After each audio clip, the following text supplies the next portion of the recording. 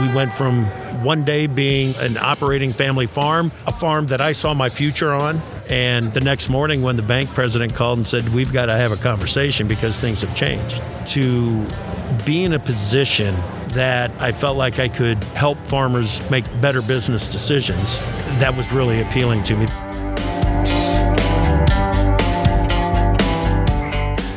Hello and welcome to Wherever John May Roam, the National Corn Growers Association podcast. This is where leaders, growers, and stakeholders in the corn industry can turn for big picture conversations about the state of the industry and its future. I'm Dusty Weiss, and I'll be introducing your host, Association CEO Jon Doggett. From the fields of the Corn Belt to the DC Beltway, we're making sure that the growers who feed America have a say in the issues that are important to them, with key leaders who are shaping the future of agriculture. Chip Flory is sometimes called the voice of rural America. Host of the AgriTalk radio program and podcast, he brings ag news, policy updates, and expert insights to a network of more than 135 radio stations across the U.S. So in this episode, we flip the script on Chip, interviewing him at the National Corn Growers Association booth on the show floor at Commodity Classic. Plus, we finally settle, once and for all, who is the biggest music buff?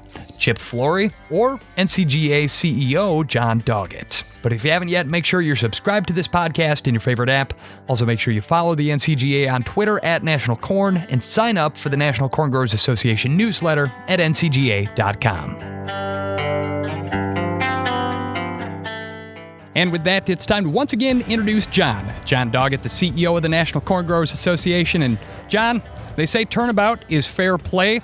Well, over the years, there's a fellow who's regularly called upon you, picked your brain, raked you over the coals with tough questions on his AgriTalk program, and his name's Chip Flory. His name is Chip Flory. He is a good friend. He is an outstanding ag reporter, and I have been on your show, a couple dozen times? At least a couple dozen times. And so we talked about, let's do a podcast at Classic, and we kicked ideas around, and I said, let's get Flory on the program, and I am so glad you're here. I have just thoroughly enjoyed being on your show over and over again. I am just tickled to death that you're on mine. I think I'm glad I'm here. I think we'll figure this out as we go. I'm not exactly sure. It's been a long time since I've spent this much time on this side of the mic. I don't know how this is going to go. Are you at such an age now that you can't go ahead and deal with change? No, I'm not going to say that. Says the guy who didn't want to use a different set of headphones than he's used to. No, I thank you. Thank you so much for asking. Chip, we're just going to start. Who do you work for? What do you do? Why are you here? I'm the host of AgriTalk. AgriTalk, in its original format, has been around for more than 25 years. Ken Root was the first host of AgriTalk. Ken and I are good friends today. Mike Adams was after Ken, and I took over for Mike 4 years ago on the morning show. The afternoon show, the second hour of AgriTalk, is something that I really am proud of. And I'm proud of the morning show. Don't get me wrong. I love doing it. But the afternoon show, with its focus on markets, it's something that we started from scratch. Now, the fine people at Farm Journal, with their network that was already in place for AgriTalk, gave us a great platform to go out and build a new show from. But to go to market with a brand new 1 hour ag-based show that starts at 2 o'clock in the afternoon, that was a stretch. It was a stretch for a lot of stations, and now it's on 135 stations in 19 states. So I'm really, really proud of the afternoon show and the market side of things that we cover in the afternoon. I was Pro Farmer editor for 25 years. We talked markets, we talked policy, we talked issues, but the number one thing that we talked about is markets and what to do to manage the risks that you face on a regular basis. So to turn what I did for 25 years into a show that people really seem to respond to, that's pretty rewarding. You have a lot of reason to be proud of that, my friend. You absolutely do. So tell me a little more about your background. Where were you born and raised? How did you get here? No, I grew up on a farm in eastern Iowa. It was a very diverse family farm that went through what farms went through in the late 70s and early 80s.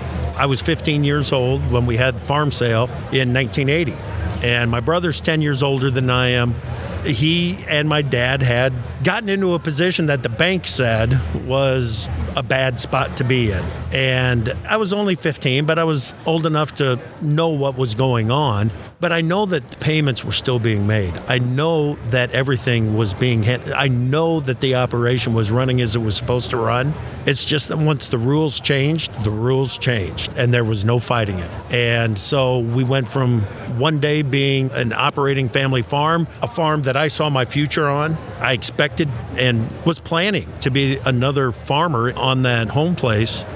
And the next morning when the bank president called and said, we've got to have a conversation because things have changed. That was a trying time for our family. And so I've got an appreciation for farming and farmers and for the trials and the tribulations and the risks that they face, and to be in a position that I felt like I could help farmers manage those risks, help farmers make better business decisions.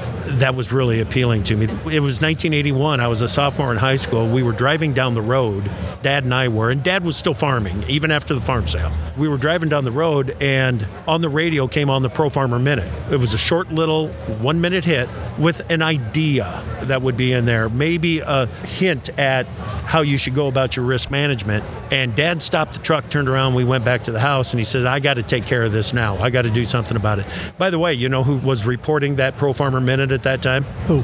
Ron Michelson, the father of one Davis Michelson. That's going back a long time ago. Yes. So that was 1981. Well, that had such an impact on me that the 1 minute that Dad heard caused him to turn the truck around and go home and take some action. It left an impression on me. It really did. And my mom was a journalist for 60 years. She was a rural correspondent. So I had the reporting blood in me. I had the love of agriculture. I had the influence from my dad. And then I saw Pro Farmer in action. And it was just something that I decided that I wanted to do. I decided at that time, before I graduated high school, I decided that I wanted to be the editor of Pro Farmer someday. And so you were looking for a career rather than a job. Oh, absolutely. And a mission to boot. Absolutely. I was very active in 4-H, John. And the whole goal-driven decision-making and the setting of goals and following through and writing out goals, I bought into that stuff hook, line, and sinker. And so I applied the lessons that I was learning from 4-H. I took it right over to my life and my career. And I knew if it was possible, I wanted to do one job interview in my life, and that was it. And you know, those stories, particularly those of us who were in agriculture in the 80s, and I remember vividly my wife and I, shortly after we were married in 1980, going back to the ranch, it was probably about 82, 83, having the conversation with the family. Yeah. And my brother was already back at the ranch, and times were really tough. He'd just bought my uncle out a couple years before, and he bought the place next door a few years after that. And he just looked at me and said, I'd love to have you come back. Yeah. But here's the economic reality. And that has stuck with me for the rest of my life. And it has driven a lot of what I have done throughout my career as well. But those moments that you all of a sudden realize that this is something, it's something you need to act on. Yeah. Yeah, that's exactly right. And when Dad wrapped up in the house, whatever it was that he did, I don't remember all the details of it, but whatever it was that Ron Michelson caused Dad to stop and go back and do, it spurred up the most heartfelt conversation between a dad and a 16-year-old that it could have ever spurred. It was the conversation of the economic reality of a 200-acre farm in 1981. Yeah. For Mom and Dad, it might work. For Mom and Dad and the next generation, that's not going to work. Everybody's going to have to work in town. Right. And so then what? You went to Iowa State? Right. I was a little slow in making decisions. I'll admit that in high school. I mean, like I said, I was very active in 4-H, and it was almost like I didn't want that to end. I might have hung on just a little bit too long. I enrolled at Iowa State University a little late, was trying to figure out exactly how I wanted to do and what it should look like. So here I am, a senior in high school. I call up Cedar Falls, Iowa, in the Pro Farmer headquarters, and just asked to talk to an editor. And they put Bob Kaufman on the line with me. And I explained to him who I was and that I'd been reading Pro Farmer for a couple of years, and I'm a big fan of the Pro Farmer Minute. Love the impact and love the information and the guidance, the influence that comes from Pro Farmer. And I very bluntly said, Bob, what do I got to do if I want to be the editor of Pro Farmer someday? What do I take at Iowa State? A rather audacious question as a senior Can I in have high your school. job? Yeah. What if I want your job someday? So we made a plan. We made a plan on the phone that day. Bob helped me make that plan. I wrote it all down. I took it with me to Iowa State. Verl Fritz was my advisor at Iowa State in the journalism department. I put that piece of paper in front of him and he says, I don't know, the top part here we can handle. I don't know about this bottom part, if we can handle that or not. I said, oh, well, that's disappointing. He says, well, we can't handle it right now. Let's get it figured out. So we got Rob Dieter from the Ag Economics department, and we got Paul Lassley from the sociology department, just one of the great minds in rural sociology, Paul Lassley. And Rob Dieter was a heck of a teacher, too, my favorite. And they got together and put together a program, a minor for me, that was Ag Socioeconomics. So how money affects the decision-making process. They put that program together for me. So I went through, got a degree in ag journalism with a broadcast emphasis and a minor in Ag Socioeconomics. Ag Socioeconomics. Yep. That's a mouthful. Yes, yeah, absolutely it is. Then you won't believe who called finals week. Who? Bob Kaufman. And he said, Chip, I'm just wanted to check up on you and see how things are going. I said, Bob, your timing is absolutely unbelievable to me. I've got one final left. And he says, well, we don't have a job open here, but let's keep in contact. Next day, sitting in the apartment, the phone rings again. And it was a guy by the name of Jeff Wilson, who was the bureau chief for Commodity World News, which became Futures World News. But it was a wire service owned by Oster Communications, which also owned Pro Farmer. And it was a job reporting from the Chicago Board of Trade, reporting on what's happening in the grain markets. I looked at it as my foot in the door to eventually get to Pro Farmer. I had never expected to get the experience that I got spending 3.5 years on the floor of the Chicago Board of Trade, floor of the Mercantile Exchange, and the way that the commodity markets and risk management and just how the markets flow together, how that bit me. I'd never expected that to happen. I just thought I'm getting my foot in the door. I'm going to live in Chicago only for as long as I have to, and then I'm getting out of there. And I'll admit, 3.5 years in Chicago for this kid was enough. But boy, I tell you what, that's 3.5 years that I would never give up there. Drinking from the fire hose. Oh, man.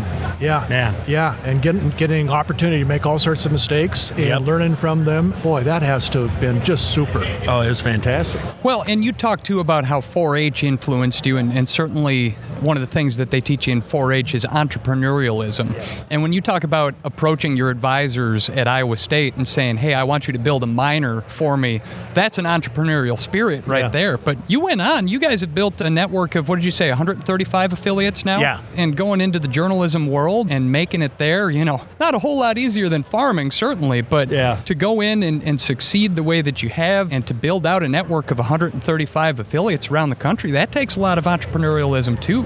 And a heck of a team. I mean, an unbelievable team in doing that. Brian Conradi at Farm Journal broadcast headquarters in South Bend, Indiana, he leads an awesome team. And then I got so much support from Clinton Griffiths, Ag Day anchor, from Tyne Morgan, the host of U.S. Farm Report. On the broadcast team, I'm the young guy because they've been around at Farm Journal longer than I have. So that's really interesting. But, coming off of 17 years as editor of Pro Farmer, which I will still contend is the coolest gig ever. I love what I'm doing. But that time that I spent as editor of Pro Farmer, and for the first, 10 years, some of it might have been, oh my gosh, I can't believe that I'm actually doing this. But the opportunities that I had as Pro Farmer editor, get out on the road, talk to people, talk to that guy that's walking by over there right now, Keith Hora, one of my absolute favorites, gave me my first break as Pro Farmer editor on a big story.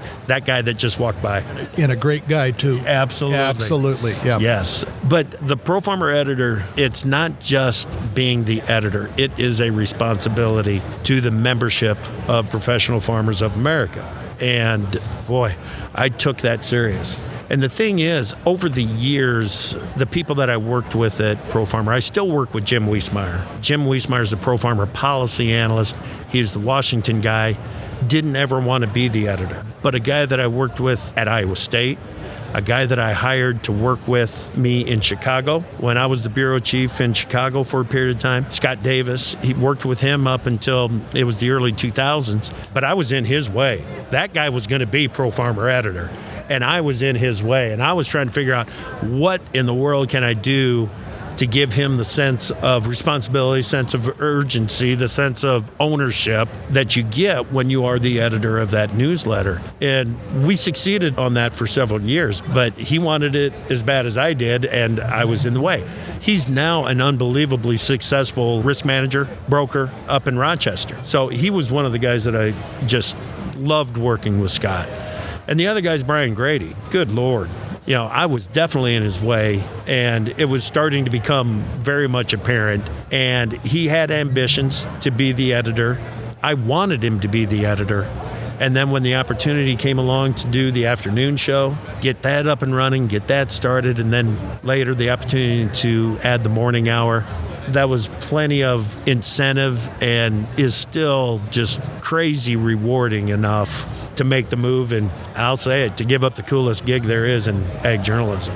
Well, I feel a little bit the same way about, I love being the CEO of the corn growers, but you know what? Running that Washington office, that was the neatest thing I've ever done in my life. Yep. But of course, we had some wins, and that was great. And, Yep. you know, but yeah, it's the steps along the way. It's the people along the way. It's, you know, I've had some wonderful mentors throughout my time. Dale Moore, who just announced his retirement yesterday. Yes. Yeah, I mean, in 1988, I moved out to Washington, D.C. February, and the chief of staff said, you know, the Congressman Marlin and Congressman Roberts, they're good buds, and he's got a guy who's really good on ag stuff, a young guy by the name of Dale Moore. You need to go buy him a cup of coffee, and I did, and I've been doing that ever since. But wow. You know, and people like Dick Newfer at Farm Bureau and all those folks that, you know, along the way, and it wasn't the guys that gave you the praise.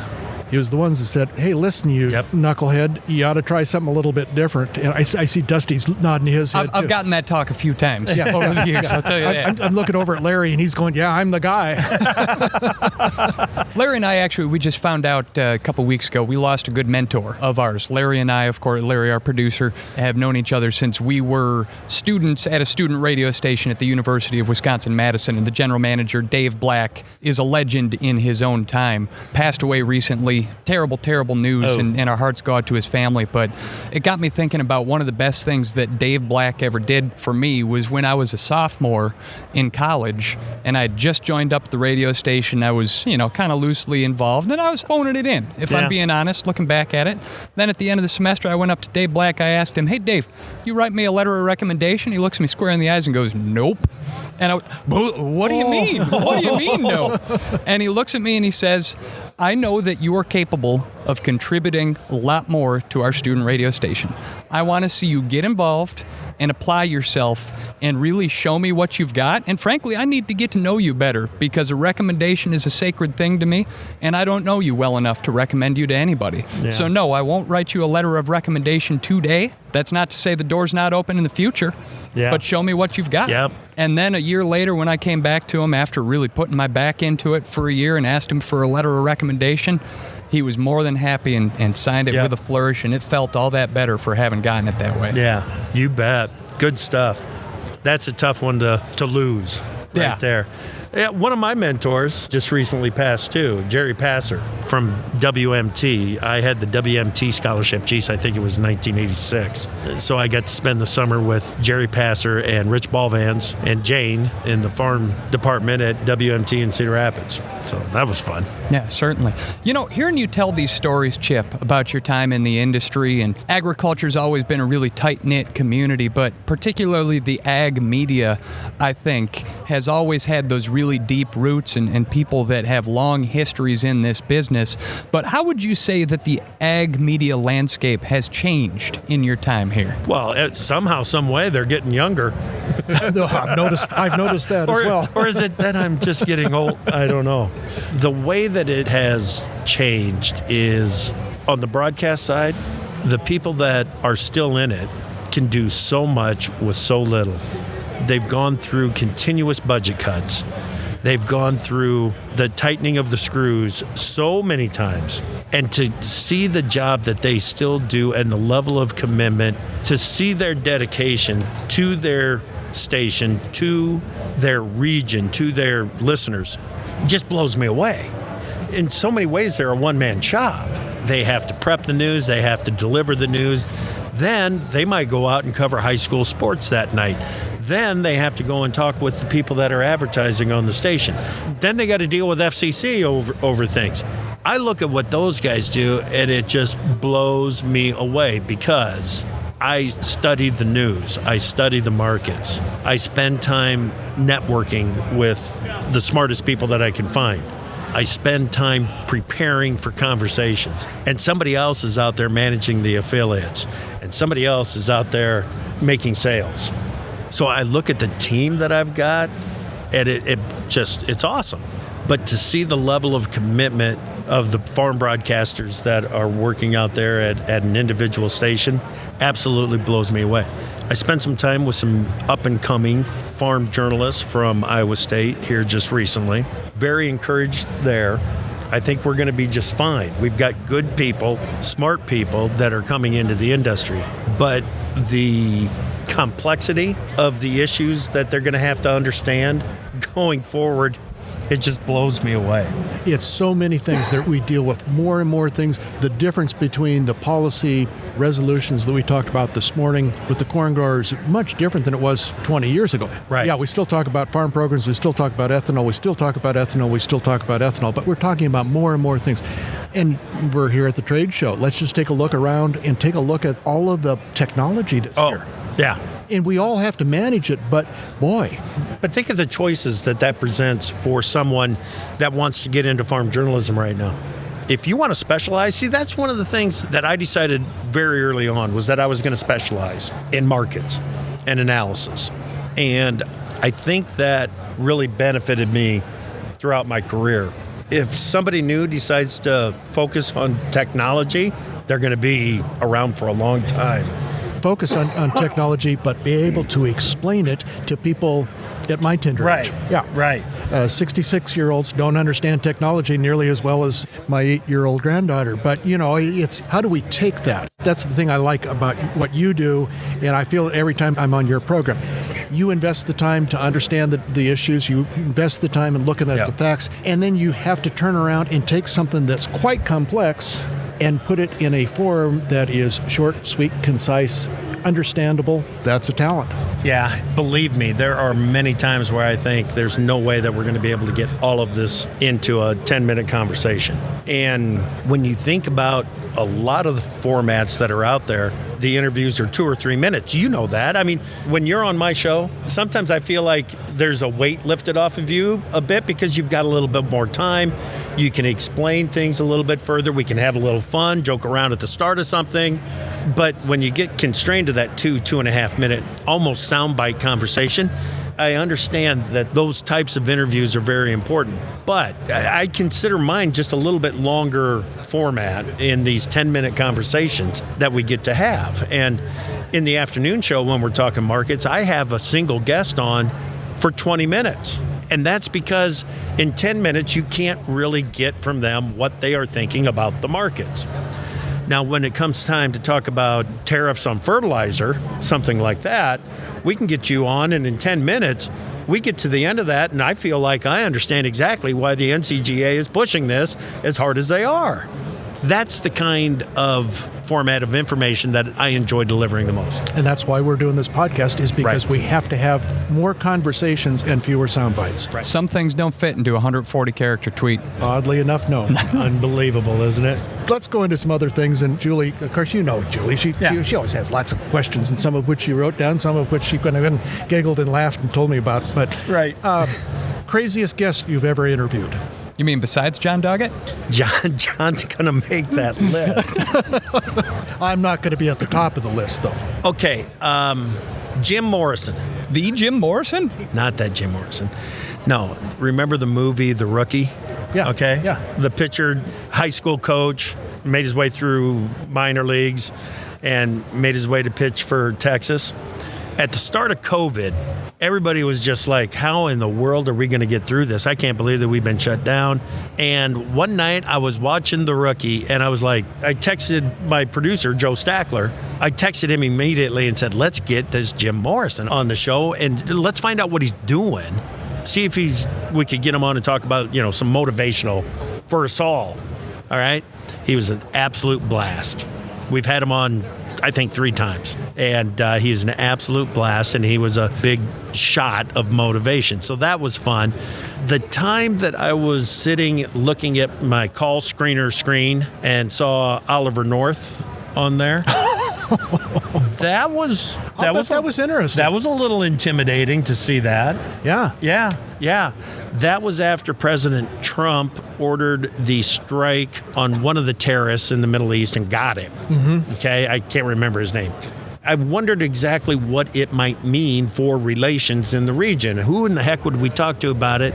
Just thought, let's get the old colonel on, and he agreed to come on and talk about it. Sometimes you got to shoot your shot. Yeah. That's right. Yeah. So Oliver North, that was an interesting one, and it still blows me away, and it's gotten to the point that he's almost a regular on the show now.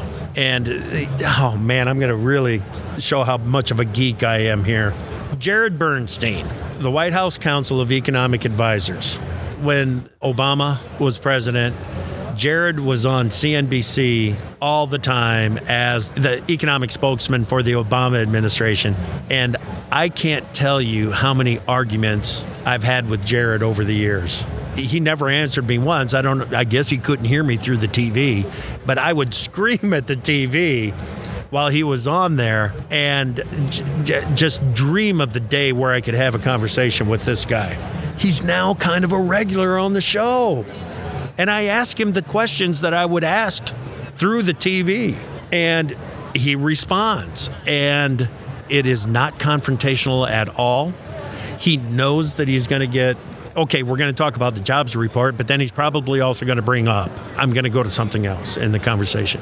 The last jobs report that was on, of course, what we went to was, when are we going to become energy independent again? When will we see the rules and regulations in this country promote fluid fuel use in this country and open it up so that we get the prices at the pump down? He talked about, energy independence comes in many different ways. You've got your solar, you've got your wind, you've got this, you've got that. And I said, Jared, that's not what we are talking about. We are talking about pumping more. And he says, that message has been heard at the White House now. He said that last Friday. Just this week, you can tell that message has been heard at the White House, that if they don't put more crude, more gasoline, more opportunity to blend some ethanol into the system, that if they thought they were going to get beat next November, they really think they're going to get beat next November now. So who's the most famous person that you ever interviewed? The one that you felt a little bit intimidated? Oh my God, I can't believe that I'm actually talking to the Queen of England. You have not had Queen Elizabeth on your show? No, I've not had. I don't know what we'd talk about, honestly. Corgis? Well, we could do that. They're cute little fellers. Gosh, when I was the editor of Pro Farmer, I was really, really hard on Tom Vilsack 1.0 under Obama, especially in his first 2 years, because he was not focused on commercial agriculture. He was not focused on the people that feed the world. He was focused on farmers markets, which is fine, but that's not the responsibility of the Secretary of Agriculture. By the time he wrapped up his first 8 years, I was a fan of his attention to commercial and production agriculture. So now that we're on to Vilsack 2.0, I get an opportunity to talk with him on a regular basis. That's pretty cool. He's a lot more accessible now than he was those first couple of years. It was just horrible. But now, if you really need to talk to the secretary, you can get on the phone with the secretary if you really need to, and he will give you the attention. And exactly. Yeah. Exactly. Senator Chuck Grassley is unbelievably generous with his time on the show. He's on roughly every 6 weeks, 5-6 weeks. That's a pretty famous guy. And if it wouldn't have been for the fact that I worked 15 miles from his place and he was a Pro Farmer member, and every now and then he would stop in the office anyway, if it wasn't for that, I'd probably be really intimidated every time I got on the phone with him. But seeing as we had an acquaintance before, it's really cool to get him on and talk with him. He's so influential. So who is the guest that you wish you could have, your dream guest, that you have not been able to get yet and might not be able to? Okay, everything stays real up front and current with me on stuff like that. Mm-hmm. You know who I can't get? Who? It's somebody that called you the day that he got the dang job. I cannot get Michael Regan, EPA administrator. And like I said, I mean, it's not like that's somebody that I've been chasing for 10 years or anything like that. I don't think there's really anybody that I've been chasing for 10 years to get him on the show. But that guy right now, or that person right now, is Regan. You know, the request goes in every week. Yeah, well, we've had a request in to meet with the administrator since, I think, 2 days after he became confirmed, and we have yet to have the courtesy of a reply. Maybe when this podcast goes out, maybe somebody at EPA, I don't know if they'll be listening to this, but we can hope. We can send it to him. Yeah, we can send it to him. Yeah. Exactly. At least it's a little clip. From New Orleans with love. Yeah. That'd do it. So, Chip, we talk in commodity organizations all the time. Got to get our voice out. Got to get our message out. Got to inform people.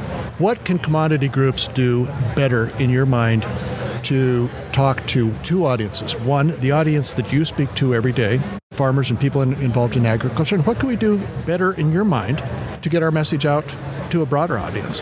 Consumers or influencers or whoever? I'm of that age now where I've seen things change, and I'm prone to get tied into things, into how I think things should be done. And for the first, 3 years, 4 years, when a younger listener would come up to me and say, Chip, I listen to your podcast all the time. I love it. Thanks, but it's not really a podcast. You know, it's a radio show. And they're like, what? I said, well, it's a radio program that just happens to also be a podcast. Well, I stopped fighting that and started embracing that, and the change that it made when I was doing it radio-minded first. You know, in the publishing, journalism, media business, we have this digital-first attitude. Let's make sure that we get a good story out there as fast as we can, and if it comes back later in print, that's fine, but it's digital first. Okay, I was always radio first. And to me, based on the training that I had and the attitude that I had, the radio first took a little bit of a different attitude than podcast first. And when I just kind of thought, I'm going to have this conversation with Joe, I'm going to have this conversation with Davis Michelson, my news anchor, about this, subtle change. Maybe we think podcast first, radio second. We did that, and all of a sudden, the tone, the tempo of the conversation, everything just kind of changed, picked up, got even more casual than what it was when we were thinking radio first. And the response on radio has been fantastic. Now the older listeners that before were always very encouraging about what we were doing on the show are even more encouraging now. And they still come up and say, hey, I listened to you on the radio. Love your show. Love the way that you and Davis love this, love that. Information's great. We've kind of taken on an attitude that we're really sports talk radio for farmers, which is really weird because I don't think Davis has ever listened to a day of sports talk in his life. But just the simple fact that we take what we do seriously, we know that what we are reporting and conversing on is very important to those people that are listening, because so many of them have chosen to listen. It's not that they just jumped in the truck and the show was on and they're listening. These people have chosen to listen by going and actively seeking out the information. So if there is a way that you can discover to make your communications, make the membership seek it out because it's so dang good and so dang important that they come to you and grab it, boy, then you got it. Neil Caskey, my VP of Comms, is standing right over there, and he and I are going to have this conversation as soon as we get done recording here, but you're absolutely right. Yeah, now I love it, just because of my change in attitude. And now I love it when somebody comes up and says, man, I love your podcast. I love it. It's because you realize those people actively went after it, grabbed it, and spent an hour listening to it. Blows me away. So get them to come get it. Yeah, but that puts a lot of responsibility on you to deliver. Yeah, you can make a misstep once or twice. No, you know what? I do 40 segments a week in radio. If one of them's a bummer and I just go, geez, and Davis is like, well, that was kind of okay, but let's not do that again, we can kind of laugh that off. If it happens a second time in a week, then it's let's straighten up here, guys. We're doing something wrong. So 1 time out of 40, let's not let that happen again. 2 times out of 40, it's time to reevaluate. So commitment to quality and a respect of the time of the people that are consuming the information. Well, you certainly have done that as a listener as well as a guest on your program. I greatly value it. And greatly value Thank you. what you do and what you do for our industry. And you keep us on our toes occasionally.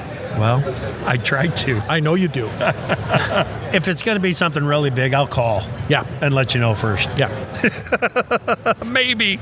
Well, fellas, anyone who listens to John's appearances on Chip's show regularly knows that you're both pretty big music buffs. Sure. I think that's safe to say. In fact, I think that a lot of thought goes into careful selection of whatever the bumper music is. No, there's no thought going into it. Leading Jon Doggett.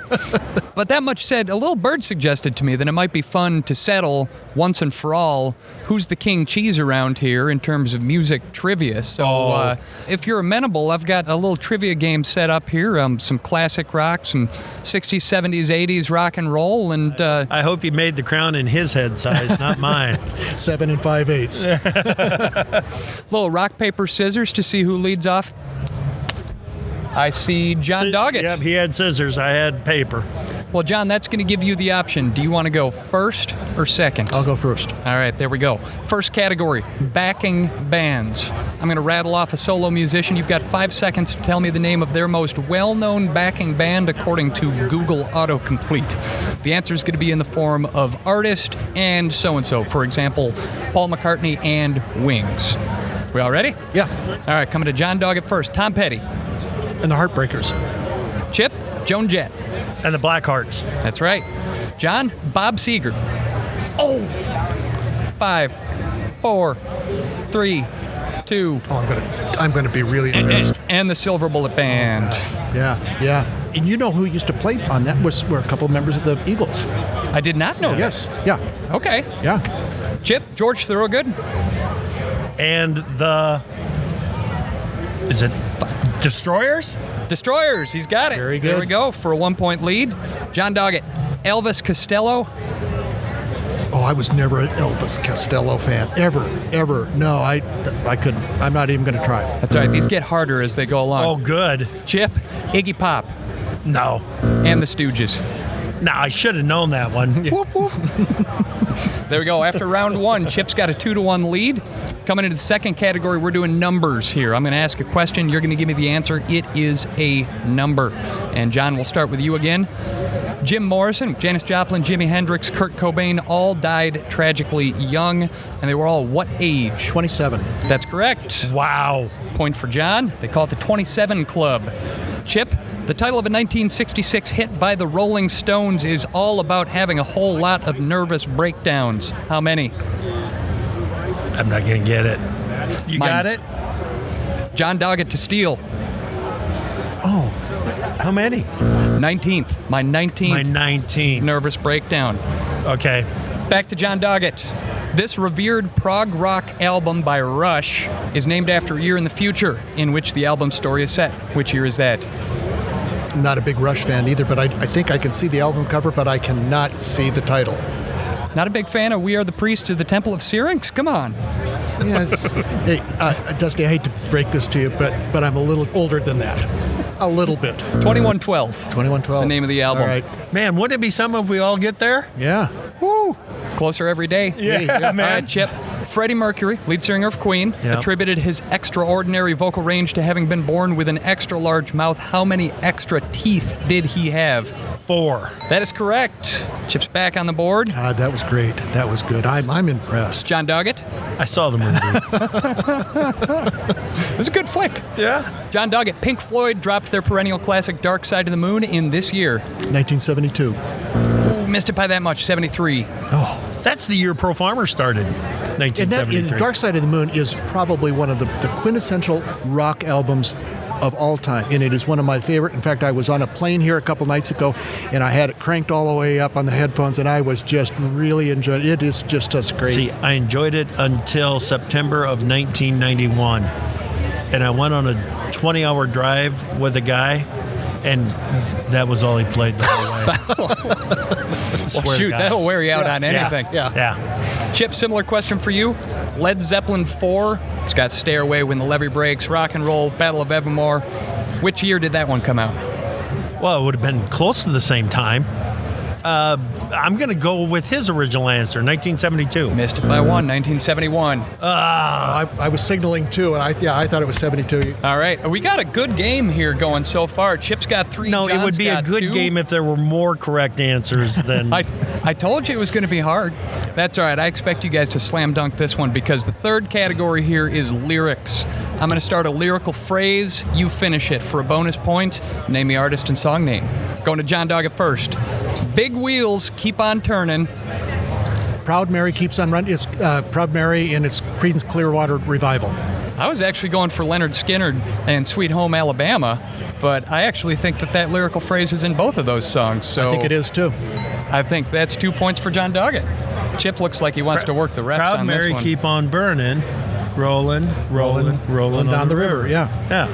Wow. I'm stumped. Okay. Did not expect There you that. go. Okay. Coming to you, Chip. On a dark desert highway. On a dark desert highway, I've been running. No. This is something I know very little about. You know Cool nothing wind in my hair. That's the Eagles Hotel, California. Okay. I'm terrible at this. Jon Doggett. Sir. Old Black Water, keep on rolling. Yeah, that's Creedence. No, No, it's not. No, it's not. That's Doobie Brothers. That is Doobie Brothers. It's from the. What's the next part of the lyrical phrase? Old Black Water, keep on rolling. Chip wants to steal. Go ahead, Mississippi Moon, won't you keep on shining on me? There we go. That's a point for each of you there. Boy. Told you this was going to be good. Yeah. All right, let's get back to the 1970s here. Chip, Yeah? thunder only happens when it's raining. You could sing it if it helps. Lovers only. Oh, what is it? Lovers only. Is that You're right? so close. You're so close. It's not lovers. I'm going to give you the first one. It's players. Players only Keep on playing. play. I don't know. I could sing it if it was in playing. Players only love you when they're playing. Players only love you when they're Dreams. playing. Fleetwood Mac. Yes. That's the Yes. one. John, coming to you again. This is a good one. I can't not say it in the cadence. You get up every morning from your alarm clock's warning. Take the 815 to the city. There you go. There you go. Band and song. Oh, gosh. Oh, I got it. Go. Bachman Turner Overdrive, taking care of business. There you go. You know, we. BTO. Yeah. You used to play that in the fraternity house all the time, over and over and over and over again on an old stereo with really bad speakers. Yeah.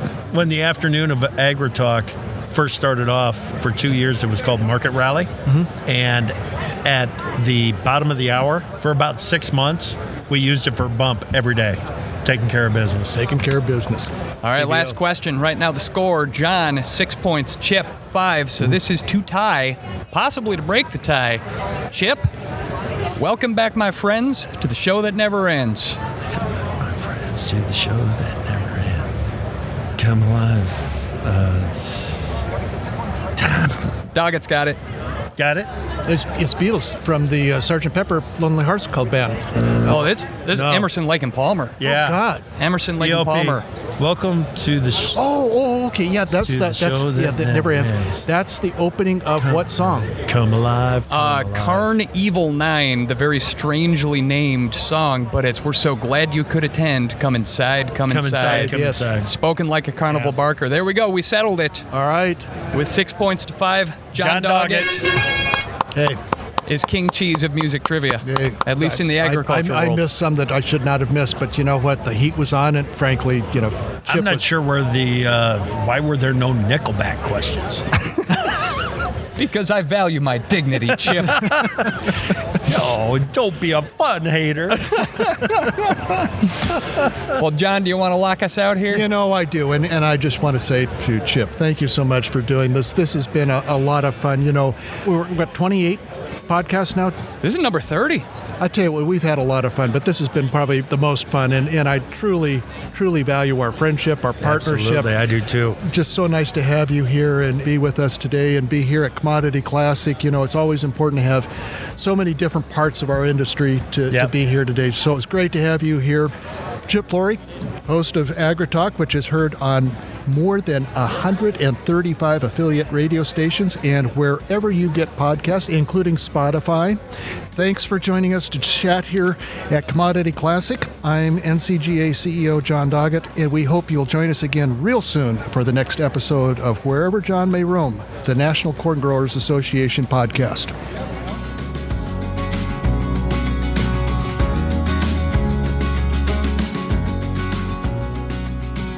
That is going to wrap up this edition of Wherever John May Roam, the National Corn Growers Association podcast. New episodes arrive monthly, so make sure you subscribe in your favorite app and join us again soon.